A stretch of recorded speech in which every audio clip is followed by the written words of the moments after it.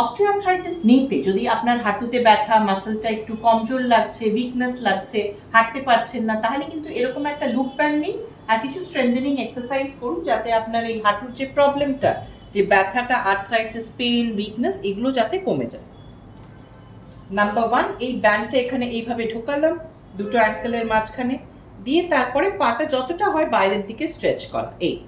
এরকমভাবে এটা আমাদেরকে 10 বার করতে হবে।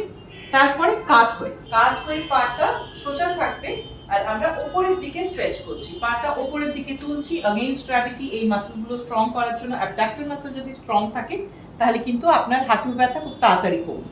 এটা হচ্ছে সেকেন্ড এক্সারসাইজ।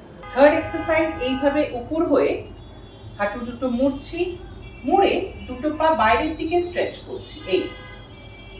রাইট, এই দুটো হাঁটু একসাথে থাকবে, জোড়া থাকবে, থাই দুটো, আর আমরা বাইরের দিকে অ্যাঙ্কেল থেকে বাইরের দিকে স্ট্রেচ করছি।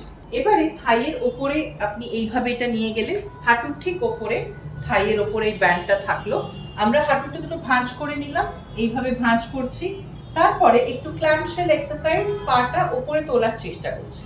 থাই একটা স্ট্রেচ ফিল হবে, সেটা ফিল করা, 10 সেকেন্ডস হোল্ড করা, তারপরে আস্তে করে নামানো।